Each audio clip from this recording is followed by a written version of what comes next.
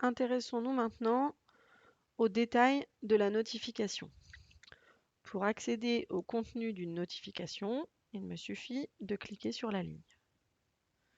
Je vais alors pouvoir consulter la totalité des informations qui ont été transmises par la MDPH, donc suite à l'import de la décision en fin de CDAPH. Il faut savoir que les informations contenues dans Via Trajectoire sont affichées si la MDPH dispose de ces informations et vous allez pouvoir les consulter en fonction des droits d'accès dont vous disposez.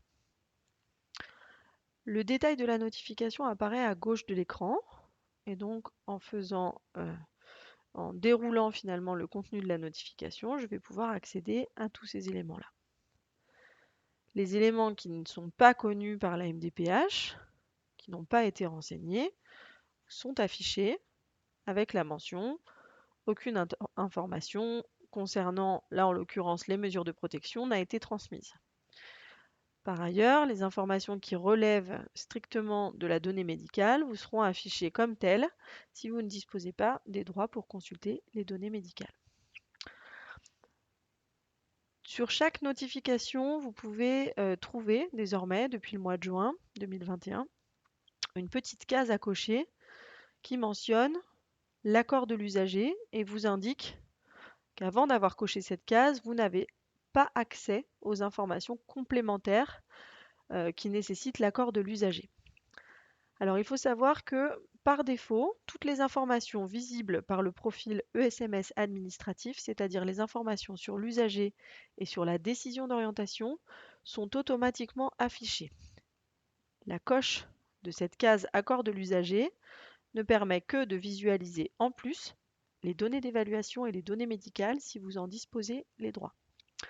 Cette case à cocher va vous être affichée à chaque fois que vous ouvrez la notification, tant que vous ne l'aurez pas coché une fois, ou alors à la saisie de chaque statut, tant que vous ne l'aurez pas au moins coché une fois.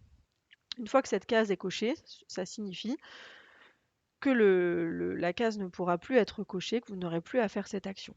Ce n'est pas du tout obligatoire de cocher cette case accord de l'usager. Si vous ne disposez que d'un profil administratif, vous n'êtes d'ailleurs même pas obligé de la cocher parce que de toute manière, vous n'aurez pas accès aux éléments nouveaux qui vont vous être affichés. L'idée, c'est pas d'avoir du coup un accord très formel de l'usager, mais plutôt de vous assurer que l'usager a bien exprimé sa volonté d'entrer dans votre structure et du coup est d'accord pour que vous consultiez les informations qui ont été transmises par la MDPH. Si je coche cette case, une petite fenêtre va me demander de valider que j'ai bien recueilli l'accord de l'usager. Je clique sur OK. Et le contenu de la notification aura éventuellement changé, voilà, avec les données d'évaluation. Donc là, moi, j'ai des droits avec mon profil pour visualiser les données d'évaluation. Elles sont donc apparues ici. En revanche, je n'ai pas d'accès aux informations médicales, donc celles-ci me sont masquées. La case a disparu et le message suivant apparaît. Le SMS a déclaré avoir recueilli l'accord de l'usager ou de son représentant pour consulter la décision d'orientation. La notion d'accord de l'usager est aussi tracée dans la partie droite de l'écran avec la date à laquelle l'action a été effectuée et l'identité du professionnel qui a effectué cette action. Sur la partie droite, j'ai également donc accès aux informations globales sur la notification. Je peux continuer de voir les notifications qui ont été transmises à d'autres SMS. Je vais avoir également la possibilité de saisir des notes internes, celles qui sont accessibles directement depuis le tableau de bord.